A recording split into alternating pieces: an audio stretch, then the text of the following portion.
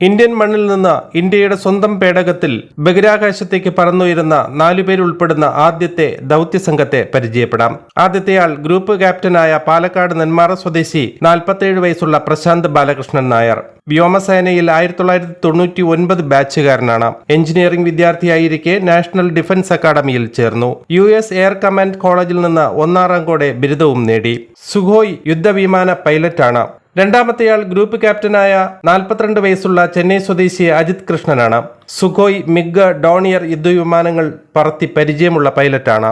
2003 IAF ബാച്ചുകാരനാണ്. Group ക്യാപ്റ്റനായ മൂന്നാമത്തെയാൾ 41 വയസ്സുള്ള പ്രയാഗ്രാജ് സ്വദേശിയായ Angad പ്രതാപാണ്.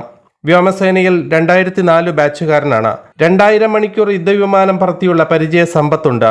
നാലാമത്തെയാൾ wing കമാൻഡറായ ഉത്തർപ്രദേശിലെ ലക്നൗ സ്വദേശിയായ 38 വയസ്സുള്ള ശുഭാംശു ശുക്ലയാണ്.